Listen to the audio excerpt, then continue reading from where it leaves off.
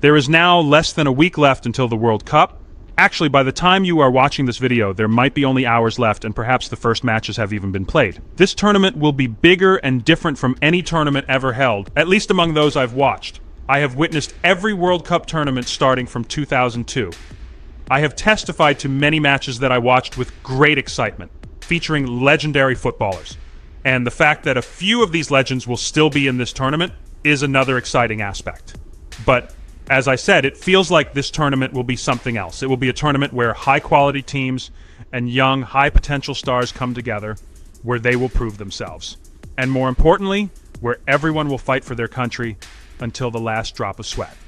So in this video, I will explain everything you need to know about the 2026 World Cup, the biggest in history, and tournament culture in general. Before starting the video, I'd like to ask you to subscribe to the channel, turn on your notifications, and like the video right now. If you've pressed the like button, let's begin. I called it the biggest World Cup in history. This, of course, isn't just an empty advertising campaign. Unlike previous ones, more teams will compete in this tournament. With the 2026 World Cup, the 32-team format we are used to is increasing to 48. Let me remind you where these 16 extra slots went. The continents receiving the most extra slots were Africa and Asia. While these continents received 4 extra slots each, Europe gained 3 extra slots.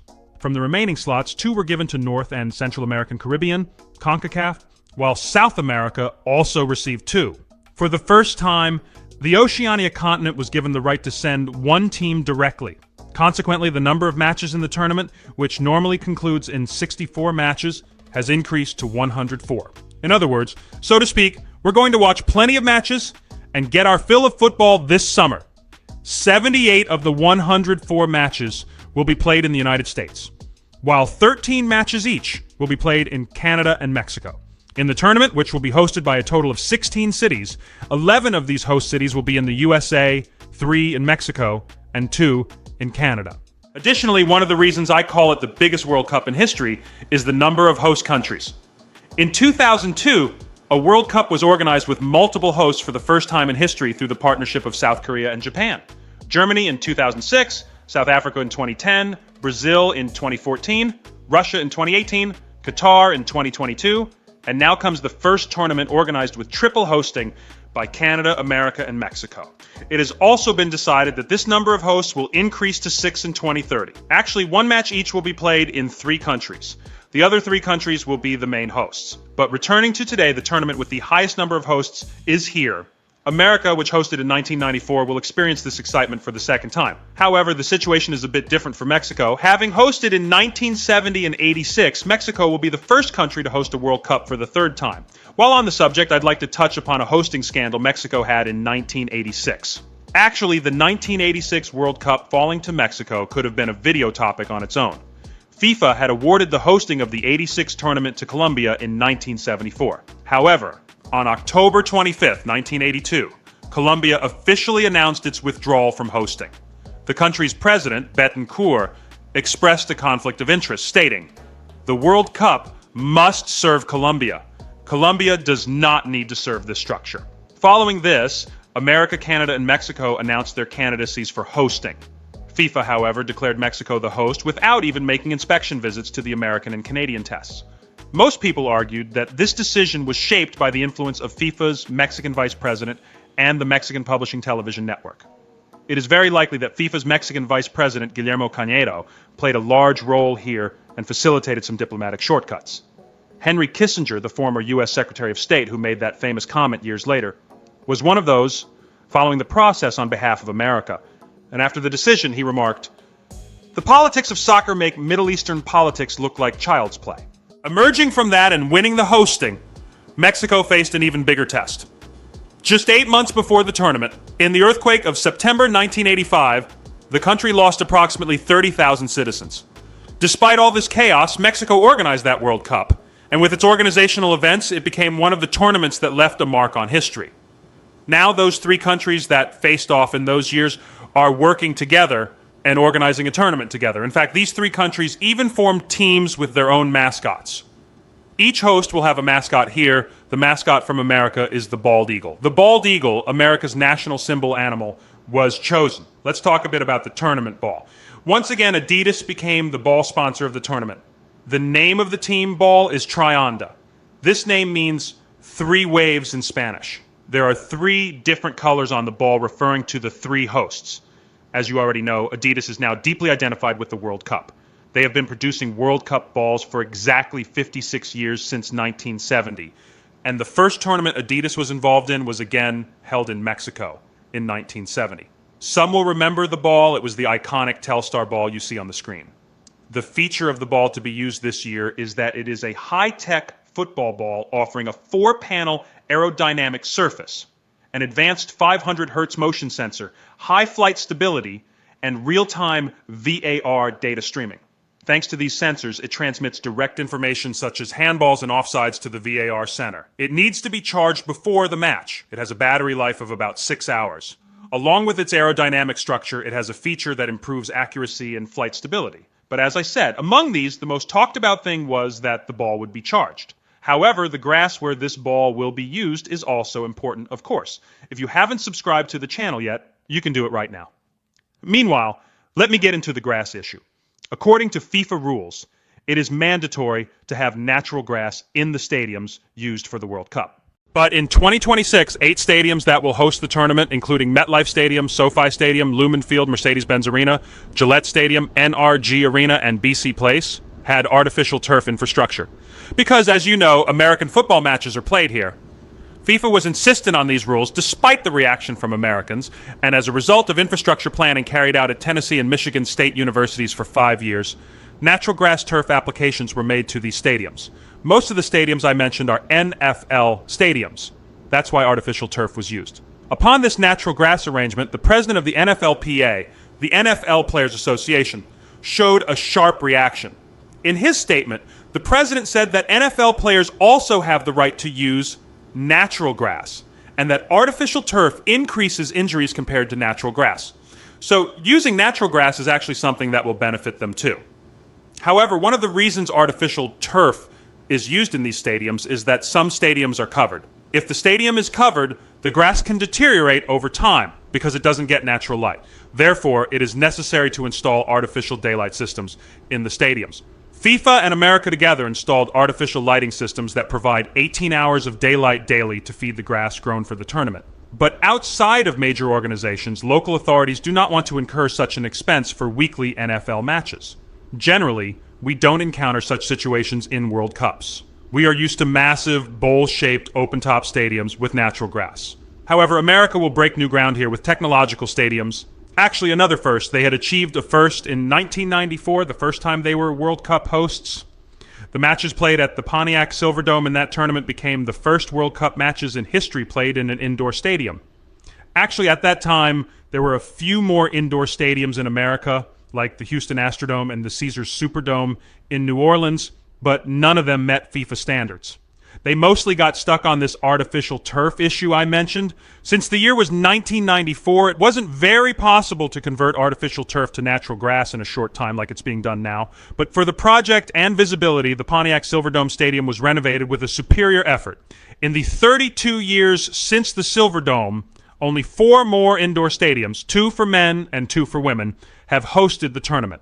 So, they will consolidate such a rare situation in 2026 by breaking a record with a total of 4 stadiums in America and 1 in Canada. Now let's talk a bit about money. The 2026 World Cup will be the tournament with the highest prize pool in history. FIFA had approved a $727 million package in December 2025. However, in April 2026, they increased this by 15%.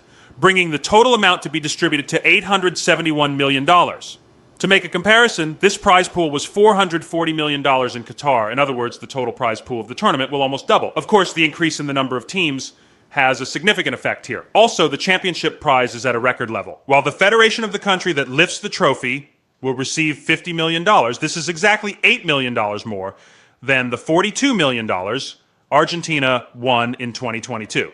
The second country will earn $33 million, the third $29 million, and the fourth $27 million. Apart from these, $2.5 million in preparation process money will be added on top of these. Even those who are eliminated in the group stage and go home won't return empty-handed. Every team is guaranteed at least $11 million, including the preparation payment. Gianni Infantino, of course, made his show while announcing this. He emphasized that FIFA is in its strongest financial position in history. Behind this explosion in the prize pool lies both the 48-team expansion and the giant broadcast and sponsorship revenues offered by the North American market. In football history, this much money has never been distributed this way. We cannot point to broadcast and sponsorship revenues as the only source of this money, because astronomical ticket prices are also leaving a mark on the tournament. You've probably heard it many times from here and there. To remind you once again, the dynamic pricing system started to be implemented for the first time in this tournament. That is, prices soared quite a bit according to the demand for the match. Subsequently, FIFA actually did some interesting things. They constantly released tickets as last tickets, and raised the prices. Later, as more tickets came out, prices started to fall. However, if we look at the ceiling prices, the cheapest category was $120 when FIFA first put them on sale, while the final ticket was a maximum of $7,875. By April 2026, the maximum final ticket price climbed to $10,990. This fee is about 7 times the maximum price of $50 promised during the Cup preparation process. On FIFA's own official secondary sales platform, a final package for 4 people went up to $2.3 million. For comparison, the most expensive ticket for the 2022 Qatar World Cup final was about $600. Of course, at the same time, it became quite difficult to go to America's opening match.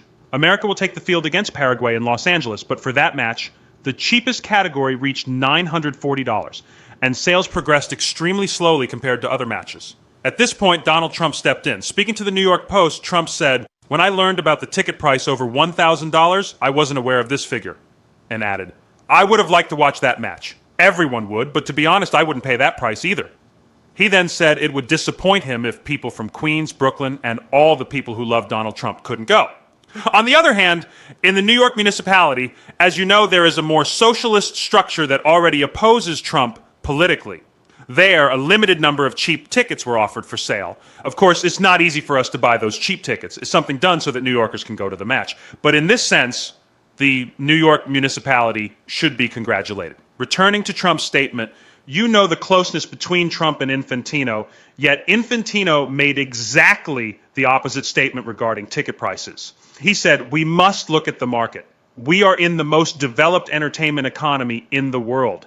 We need to apply market prices." In other words, he highlighted the free market.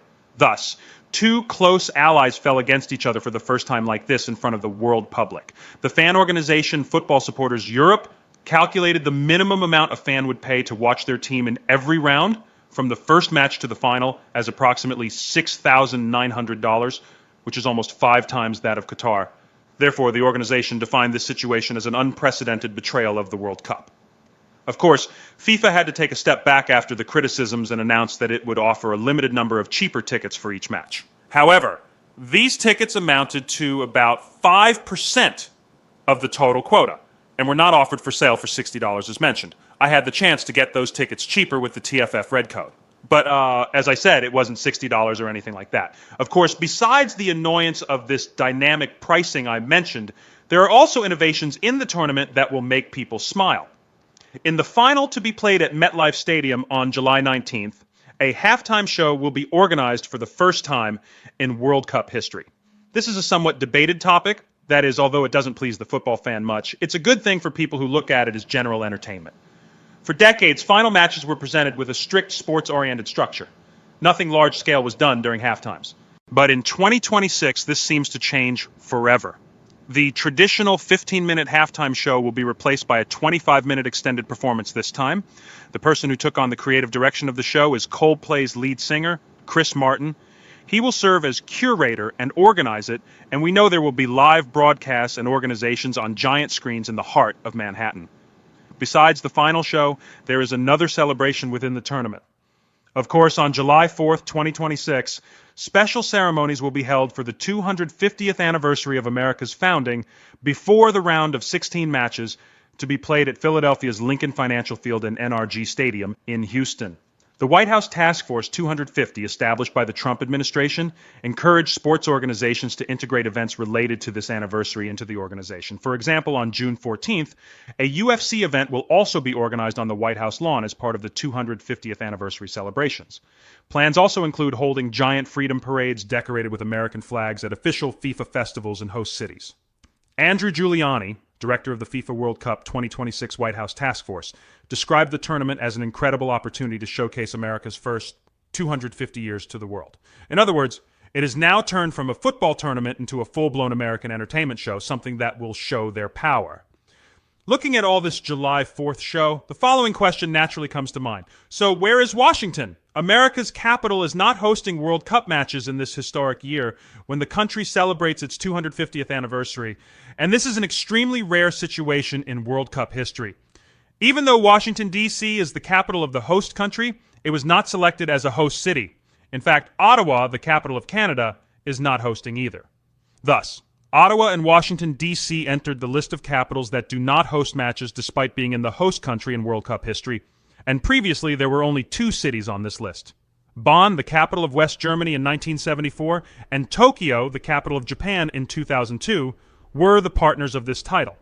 Of course, Bonn's situation was a bit interesting here. You probably understood from me saying West Germany. In 1974, Germany was two countries divided as West and East, and the capital status was a bit controversial. Washington's situation is very different from these two. Anyway, 11 American cities in America host the tournament, but the capital is not on the list. If you ask why, Washington, D.C. had actually been a candidate here. By the way, I emphasize D.C. specifically, because when you say Washington, that's actually a state, and the state where Seattle is located. Therefore, Washington is actually hosting. However, Washington, D.C. is not hosting. Here, FedEx Field was included in the process to host matches. However, in April 2022, Washington, D.C. withdrew its candidacy and went the way of partnering with Baltimore. This joint bid also failed to convince FIFA. As a result, we will watch the July 4th ceremonies in Philadelphia and Houston. So, America will celebrate the most special anniversary of its history, not in its capital, but in the cities where that day's World Cup matches are played. Apart from July 4th, June 26th is a very critical date, and a serious dilemma exists. Normally, FIFA was planning to have the group match to be played at Lumen Field on June 26th as an LGBT-themed Pride match within the scope of Pride Month events. But as luck would have it, as a result of the draw, Iran and Egypt were matched with each other in that match. When this is the case, considering the religious and political views of these two countries, a reaction was expected. It is said that the Iranian side especially does not want such a theme in this match and expressed this harshly to FIFA. However, FIFA is also expected to experience a dilemma here. If they listen to the teams and cancel the theme, they will likely face a serious reaction from non-governmental organizations. But if they don't cancel it, this time it's hard to predict how the teams will take a stand. We will wait for that match with excitement too. Because as you know, players from such countries had avoided LGBT-themed awareness events as much as possible in the leagues they played in Europe. An interesting situation might really be waiting for us at this point. Speaking of Iran, by the way, Iran's last statement was as follows. They said they reached an agreement with FIFA and will do their training in Mexico and enter and exit America on the match day. In this way, they hope not to have problems regarding visas. I hope this tension between America and Iran will slowly end. We don't want to see war or anything during the tournament, and of course, at any time in world history. Of course, in addition to these political celebrations, it is also important where the sporting celebrations will be held. The final will be played at MetLife Stadium in New Jersey. Yes, technically it's New Jersey, but the stadium is marketed more under the name New York. MetLife is the home of the New York Giants and New York Jets. They also call this the New York Final. The opening match, on the other hand, will be played in a completely different world at Estadio Azteca. Azteca will open the curtain of the tournament on June 11th with the Mexico-South Africa match, and with this match, they will win the title of the only stadium in history to host a World Cup opening match 3 times. The opening match of the 2010 World Cup held in South Africa was again a South Africa-Mexico clash. This actually means the repetition of an opening match for the first time in history. You will remember that Sifiwe Tshabalala's iconic celebration left a mark on that match. The match, which ended in a 1-1 draw, still holds its place in the records as one of the most important matches in South African football history. Additionally, besides the opening matches, Azteca will also take the title of the first stadium to host a World Cup for the third time. What makes Azteca so unique is its altitude rather than these hostings. The stadium is located at an altitude of 2,200 meters, that is, 7,218 feet above sea level. At this altitude, the air contains 30% less oxygen, and players who are not used to this altitude usually begin to feel it heavily from the 60th minute onwards. Since the Mexican national team is already used to playing here, this hosting will be a huge disadvantage for the opponents. So, we can say it's a secret weapon for Mexico. This 2,200 meters I mentioned also determines the highest altitude match city in World Cup history. For comparison, the highest altitude stadium in the 2010 South Africa World Cup was in Johannesburg and was about 1,750 meters above sea level. Azteca exceeds this altitude by 450 meters. Of course, I mentioned the decrease in oxygen.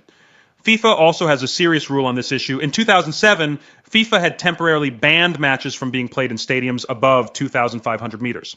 International matches can no longer be played in cities like La Paz and Quito on the grounds that altitude imbalances the competition. So, while FIFA at one point set a 2,500 meter limit, it is opening its own tournament at a stadium at 2,200 meters altitude in 2026. That has been interesting too. Moreover, returning to Azteca, a unique architectural feature, further deepens this effect.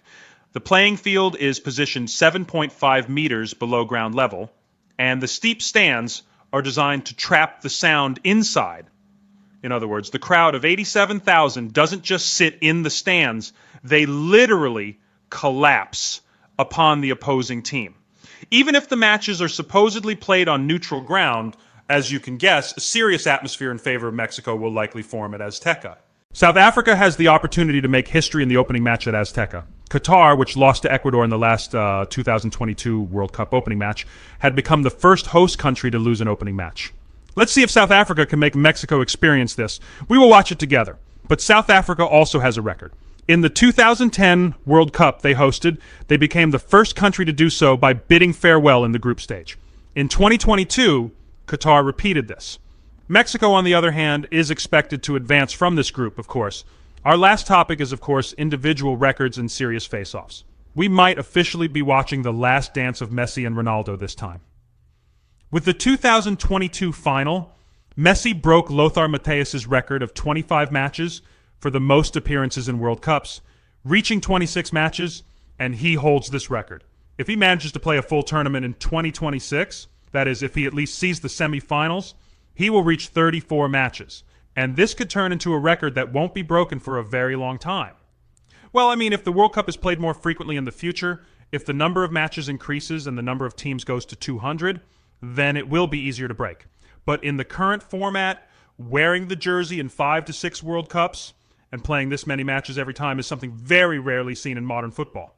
Apart from the number of matches, 6 names share the record for the number of tournaments competed in. Lionel Messi is the player with the most appearances in the FIFA World Cup and is one of 6 players to appear in 5 different tournaments, along with German Lothar Matthäus, Portuguese Cristiano Ronaldo, and Mexicans Antonio Carvajal, Andres Guardado, and Rafael Marquez. If Messi or Ronaldo takes the field in 2026, they will win the title of the first player to participate in 6 different World Cups.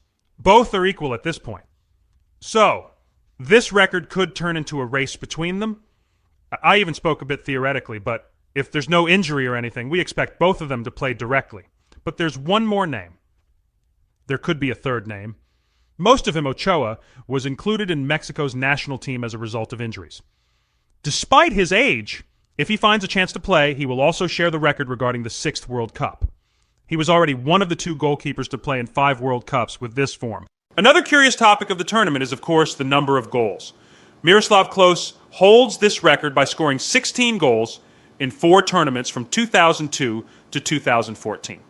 Messi with 13 and Mbappé with 12 goals are waiting right behind Klose in this ranking. Mbappé is only 27 years old and has seen 2 tournaments. However, he has a scoring average of 0.86 goals per match in World Cups. If France plays 7 to 8 matches here, maintaining this average will be enough for him to pass Klose. For Messi, 4 goals are enough for now.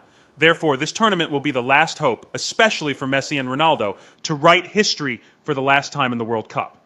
Additionally, we will likely see a record in the total number of goals. A total of 172 goals were scored in the 2022 World Cup, and this was considered a record. Since the number of matches will increase to 104 in 2026, even if we calculate using the goals per match average of the 1990 Italy World Cup, which had the lowest scoring average in history, we expect this record to be broken by more than 50 in 2026. So in which match and when this record will be broken will actually be a more curious topic. Looking at the oldest players, Roger Milla still holds the record with the goal he scored against Russia in 1994 at the age of 42 for Cameroon. Ronaldo will be 41 years old in this tournament, therefore he cannot reach Milla's record, but he has the chance to be the first player over 40 to score in the elimination rounds. There is another record that is very difficult to break. In the Turkey-South Korea match in the 2002 World Cup, the record for the earliest goal was broken with the goal Hakan Şükür scored in the 11th second. One should also mention the young player record. In the 1958 World Cup, the youngest player to score a goal in a World Cup in history was, of course, Pelé, and no one else. This record is considered almost impossible to break, because in football, even wearing the jersey in a World Cup at this age is very difficult, and scoring at that age is another dimension. He was exactly 17 years old. However, the 48-team format seems to open up a bit more space for young squads. You can also look at it this way. If the World Cup had been played in years divisible by 4, that is, if it had been played in 2024, Lamine Yamal could have broken this record. On the other hand, of course, besides those in jerseys, this will be a tournament where those in suits also chase records. France head coach Didier Deschamps is approaching the record for the coach with the most World Cup match wins. Deschamps, who has 14 victories, will break Helmut Schoen's record of 16 victories, which stood for many years, if he gets 3 more wins. On the other hand, 78-year-old Dick Advocaat will become the oldest World Cup head coach by managing the Curaçao national team. This means we see both the country participating in the tournament for the first time and the oldest head coach in history at the same time. While on the subject, it's worth mentioning this as a final point. Jordan, Uzbekistan, and Curaçao will also appear on the World Cup stage for the first time in their history with this tournament. They will surely be filled with excitement like us. I hope we witness enjoyable matches where all records are broken and we watch plenty of beautiful goals and assists. I wish everyone enjoyable viewing in advance. Finally, if you've watched the video this far, thank you very much. I would also be very happy if you subscribe and like the video. Stay with football, stay healthy, see you later.